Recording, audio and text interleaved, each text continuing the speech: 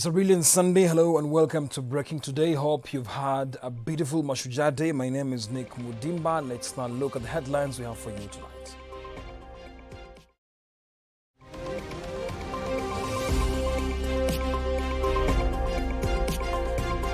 Be the everyday's heroes you know that you do, President Uhuru Kenyatta has urged all Kenyans. Residents living along River Tana advised to move away to higher grounds due to the ongoing heavy rains. The Heroin Fix, our special feature tonight, we tell you the plight of drug users in the country. In sports, Wales and South Africa book semi-final slots in ongoing Rugby World Cup. The 10th celebration of Mashujaa Day, held on Sunday since inauguration of Kenya's new constitution, held in Mombasa for the first time, was one of its kind as the Kenyan Navy conducted a military ocean parade. Colored troops parade marched past the presidential dais in both slow and quick time as the Kenya Defence Forces displayed its prowess. The event also saw marathoner Eliud Kipchoge awarded Elder of the Order of the Golden Heart for his outstanding performance in Vienna. It was a show of might as military aircrafts, including the modern F-5 fighter jets, flew around a few meters from the venue, saluting in the air. In the water, 21 gun salutes took over the air at the Indian Ocean as the Kenyan Navy conducted the historic parade. Ferry services were temporarily halted to allow speedboats show, after which the Kenyan Navy ship Jasiri fired shots to mark the celebrations. KN Jasiri, commanded by Lieutenant Collins Owino, was acquired in 2012 and can move at a speed of 28 knots, equivalent to 51 kilometers per hour on the road. The event that took place at the revamped 460 million Kenyan shillings Mamangina waterfront saw various dignitaries attend the colorful ceremony, including the world's record-breaking marathoner Eliud Kipchoge, who for the first time in history ran in record time of under 2 hours Ineos organized marathon dubbed Ineos 159. There's his wife. Thousands of people who thronged at the occasion cheered the world marathon record holder as President Uhuru Kenyatta decorated him with Elder of the Order of the Golden Heart (EGH) for his outstanding performance in Vienna, cementing Kenya as indeed a hub of long-distance races. I wish to invite and to recognize Eliud Kipchoge with the Order of the Elder of the Golden Heart. This is the second highest honor in Kenya, with reports indicating that it has been bestowed only on 198 people since the country's self-rule 56 years ago. About 200 people had been selected to receive different levels of the presidential honors. Give us Minor, Switch TV. Congratulations to Eliud Kipchoge. He fully deserves it. And today, right here in Breaking Today, we're asking you our question of the day: who is your Shujaa? And of course, you can SMS us on 22999. I'll be sampling your comments.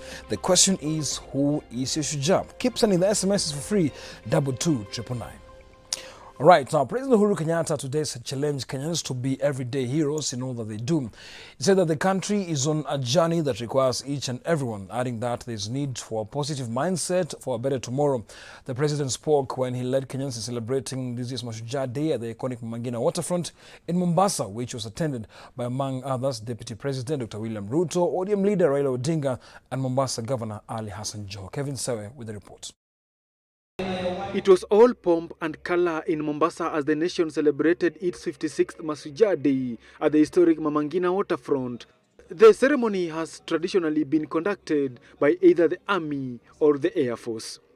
In his speech, President Uhuru Kenyatta said Mashujaa Day is a day to collectively honor all those who participated in the struggle for independence, as well as those who positively contributed towards the development of post-independence Kenya. To be a hero or a Shujaa is to be committed to going above and beyond your call of duty, whatever your station in life, in order to make Kenya a better place for all.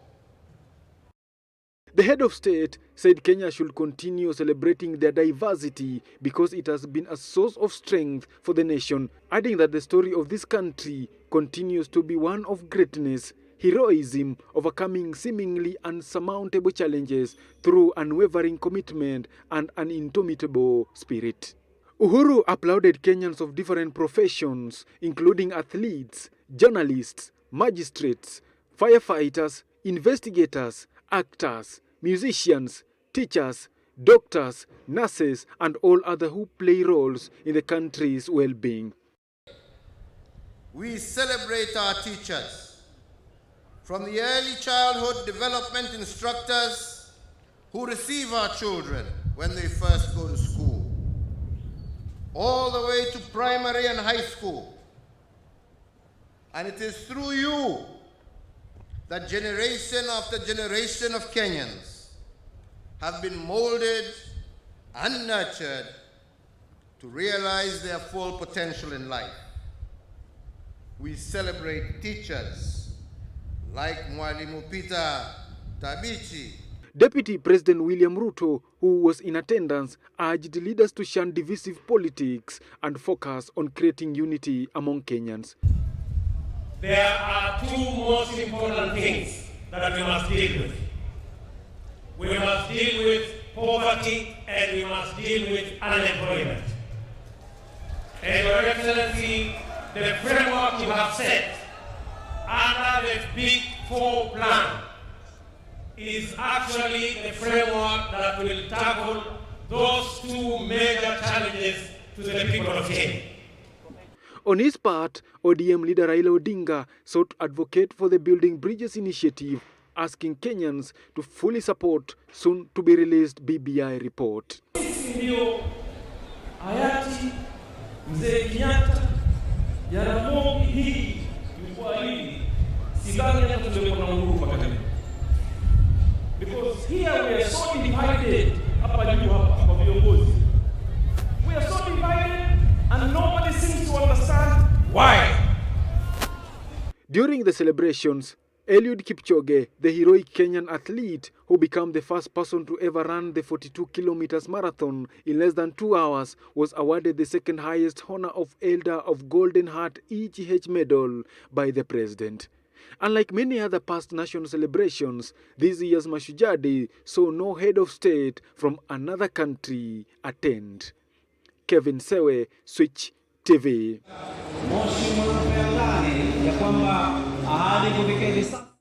Moving on now, residents living along the now swollen River Tana that is prone to flooding in Garissa County have been advised to move away to higher and safer grounds before the floods maroon their houses.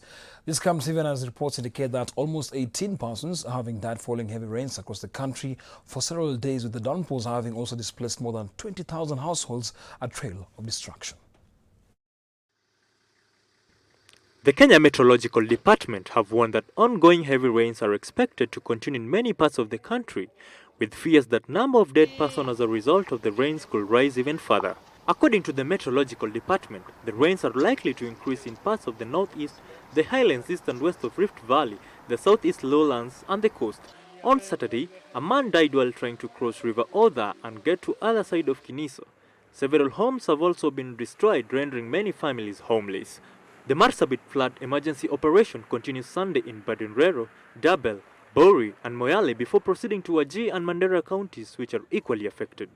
Yesterday, the operation was to airlift food to Rawan, Funankumbi, El Boro, El Limtu, Sololo Makutano and Ambalo areas that have been cut off by floods. The situation is worse. We have another crossing at Duhuma, which is cut 2 weeks ago.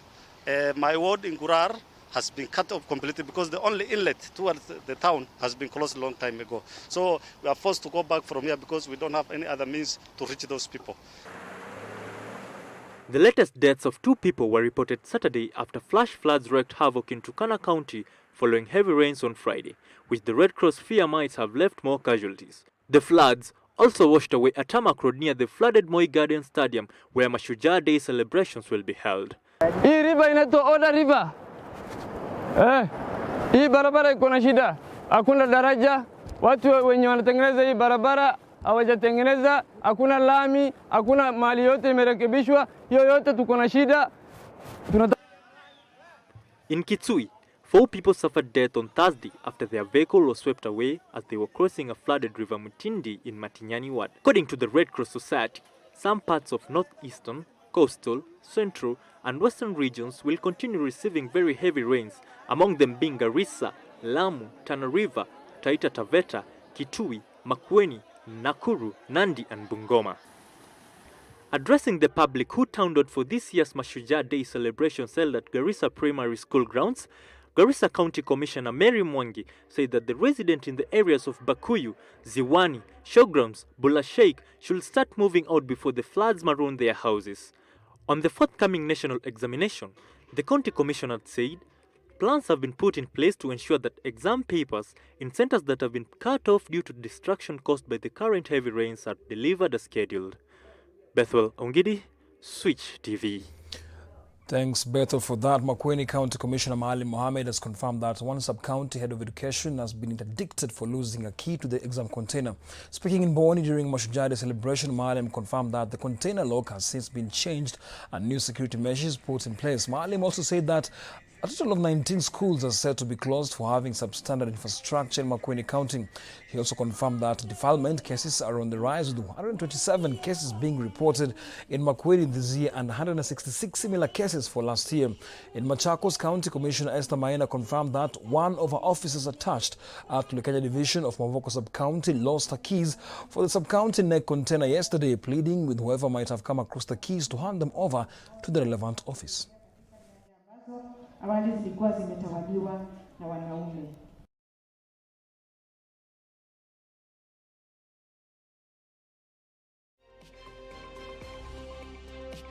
All right, apologies for the technical glitch right there. Also, you don't have a sign language interpreter today, but of course, have a slight issue with our cameras. But again, we'll have her right here. Evelyn Ongo will be joining us in a few. Now, to a special feature of the day, people who inject drugs have contributed to new HIV infections in the country. According to National AIDS and STI Control Programs, NASCO, there are over 18,000 drug injectors in the country.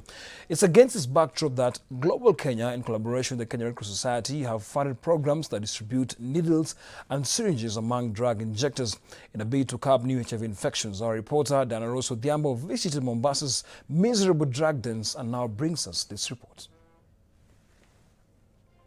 Right. Now, I'm being told that feature will be coming up after the break, but still, I'll remind you of our question of the day. Who is the Shujaa? It's been a beautiful day indeed in Mombasa, the show of might from the Kenya Navy, Kenya Air Force, and of course the Army. But the question we're asking today, who is your Shujaa? You can SMS us on 22999. I'll be sampling your views as we proceed right here on Breaking Today. But again, we're bringing you that special feature of drug injectors right after the break. Stay tuned to Breaking Today.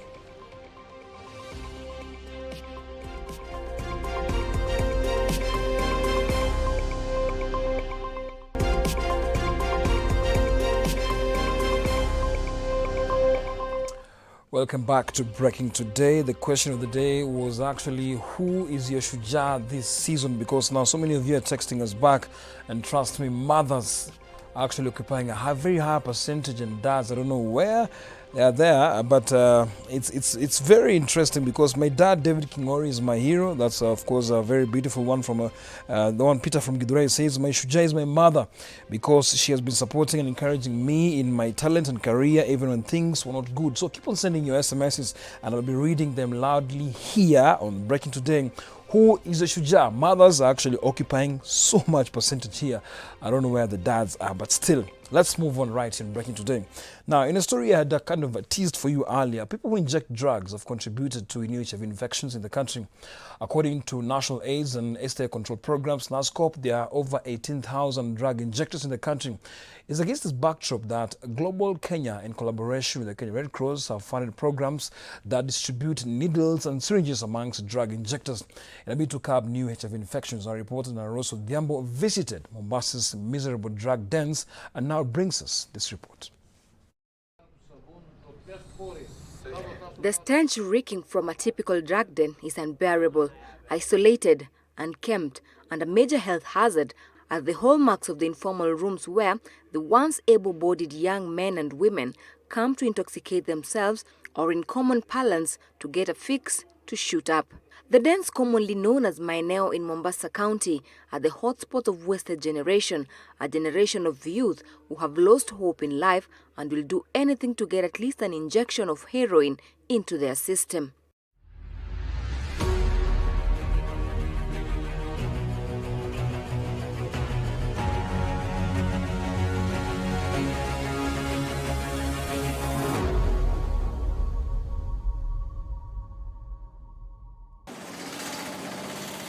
Mombasa is a coastal town in Kenya that prides itself internationally as the best tourist destination in the region.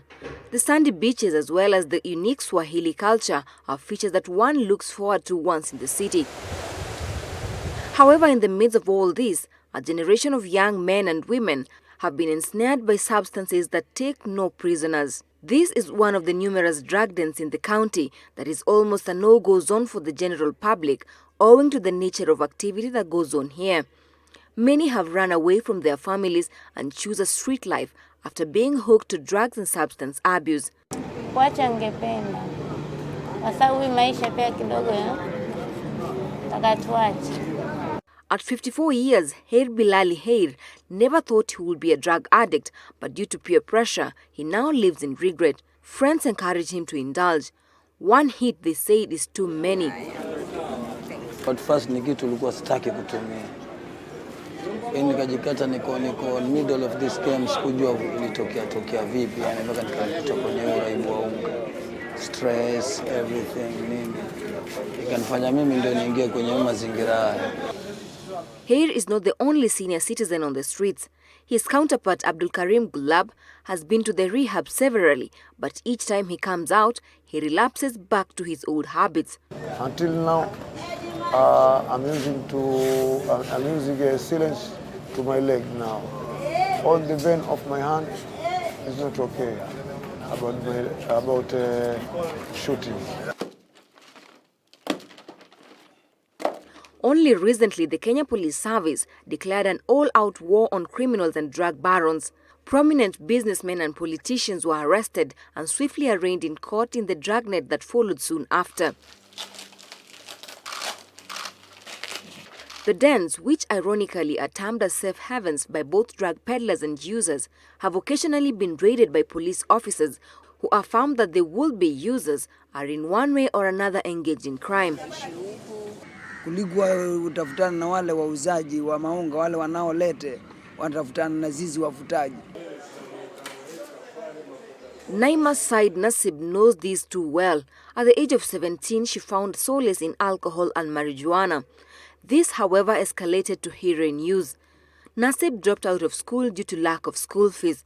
She then turned to using drugs as a form of escape and to cope with her reality back then. The pain that I was feeling while I'm selling things with my mother, I see my fellow students passing by, coming from school. They are telling me what they did at school, which I know, if I was there, I could have caught it, you know. Maybe they could come and tell me, there was a competition, people won, you know. I felt pain. So I started taking out pain with cigarettes and marijuana. She ran away from an approved school she had been booked in. The need to feed her drug habit was paramount to all other things. Alone and unguided, she transitioned into commercial sex work. The goal? To get money to sustain her addiction. The only thing was my body, you see? And that's how I ended up HIV positive. And I could not receive my menstruation period for 10 years. Latifa's side, on the other hand, was introduced to drugs at the age of 11 when one of her classmates, who was a supplier, talked her into it.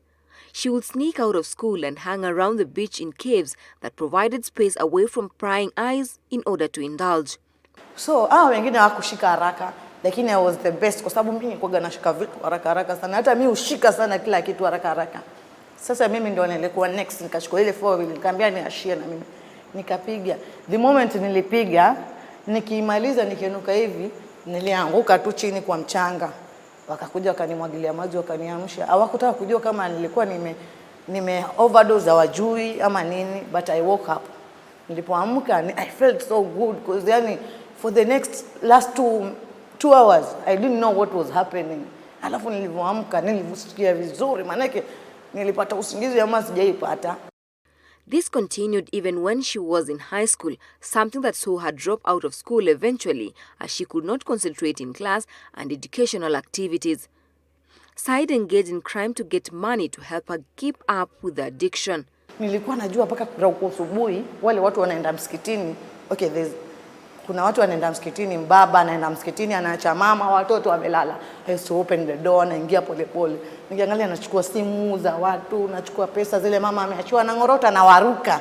I used to do that. Hizi magorofa zote nimeziiba. According to 2018 data by the Joint United Nations Program on HIV/AIDS (UNAIDS), there were 46,000 people who were newly infected with HIV in Kenya. And an increasing number of heroin addicts were also reported to share needles and engage in unsafe sex, hence driving up the HIV rates. These are identified as key populations, termed by UNAIDS as female sex workers, men who have sex with men, and injecting drug users. The category has the highest risk of contracting and transmitting HIV, yet they also have the least access to prevention, care, and treatment services because their behaviors are often stigmatized and even criminalized. With the support from United Nations Office of Drug and Crime, we managed to do a very good, intense research with Professor Ndete in Nairobi, and we gathered almost 120 people who were injecting. And what was shocking at that time was 50% of those who tested were HIV positive, and 75% of the number were hepatitis C positive. Even though implementation of the needle and syringe program faced resistance from the onset, Daniel Waliama, a nurse at the Reach Out Center Trust, says cases of new infection have drastically reduced. So we have what we call the utility gloves, which are much heavier enough. And then we have those cans that we use to collecting the syringes and the needles. Remember, with that, we have lessened the likelihood of injuries emanating from the unsafe disposal. Not only the injuries. Remember, an injury, yes, can happen, but at the same point, you are likely to contract an infection from that very needle if it were not well collected or well disposed. 44-year-old Murads Swale is a field supervisor with RCT. He joined in 2013 and attests to the fact that many families have been broken, lives lost, with many grappling with regret. Swale is one of the lucky ones. He too was in the same position. So nilikuwa nikiambiwa, wewe tukupe mwezi mmoja tu utarudi. Ilikuwa ikinitia hofu. Lakini before sijatoka kwa rehab, nilikuwa nikifanya kitu kimoja. Nikiamka usiku watu wamelala, mimi naamka na swali nalia kwa Mungu wangu. Naomba Mungu wangu kwa hisani yako naomba unisaidie. Nimeteseka kwa miaka mingi sana. Nisaidie tu ili mimi nisiweze kurudia. Hiyo ndio iliweza kunipa mimi nguvu na moyo mpaka sasa kuweza kuwa clean. Swale's relationship with his family was strained and it has taken him 6 years to rebuild it. Nilikuwa sina raha, hata kuongea na yeye saa nyingine huwa nakasirika. Mara nyingine hata kufuatana naye njiani pia huwa nakataa, maana nasema wanitia aibu. Nimejaribu mara nyingi sana ili atoke kwenye mihadarati. Through the harm reduction program, the peer-led model has added immense value to the project, whereby a team of peer educators and outreach workers, having identified drug hotspots, are deployed to provide comprehensive HIV services. Na huwa nawaambia every shot you have to use a new needle na you don't have to share. Mimi I'm there to bring you this needle every day. Na you can see ziko 3 kwenye pakti. Kwa hivyo when you get 2 packets utatumia mchana mzima, si ndio? There will be 6. Wakishatumia wananiwekeaga mahali kama hapa, wananiwekea hapa used ones. Unasikia? So na mimi kuna yule ambao unajua uwezi client wote hawawezi kuweka hapa ndani. Sasa mimi upitianga after kama washamaliza duty ya asubuhi, sasa nikishamaliza kupeana health education, manake mimi nikienda maeneo stoki haraka, I have to give health education. Kwanza unieleze good practice, how they will shoot, siwa shoot kwa mshipa mmoja sana. Okay, I have to show them how they shoot themselves, nini. Niwaelezee vitu vingi, maybe how to use condom, nini, niwaelezee mambo mengi. After that, it will take like 2 hours nikiwa pale maeneo. Kwa hivyo kama kuna wale wa kujidunga washajidunga. Kuna wale ambao hawalazimishi kufanya vile unavyotaka. Kuna yule atafikiria kuwekea kisha leo ataweka kwenye box. Kuna yule anawacha pale pale. Unaelewa? Sasa this inanisaidiaga, ninashika shindano nikitia kwenye box. Hii ni bunduki yangu ya kushika na nimevaa gloves na gloves zangu kila kitu. Huwa sishikangi na mkono. So we make sure we go to the field frequently to get the feedback from the beneficiary, from the community, and also engage time. In the evening we also, because we live within this locality, we also pass by and talk to them. It is now understood globally that in order to reduce the spread of HIV/AIDS to zero, key populations must be given priority attention in the national AIDS and STI control programs. NASCOP's recent mapping of key populations across Kenya show that they are too large to ignore, as there are 133,675 female sex workers, 13,019 men who have sex with men, and 18,327 people who inject drugs. All of them live and interact with the general population.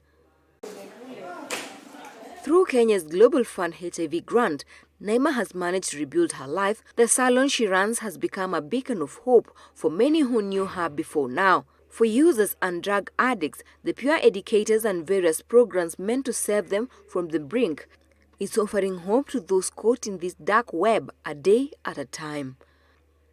Dana Rose, Switch TV for the Heroin Fix.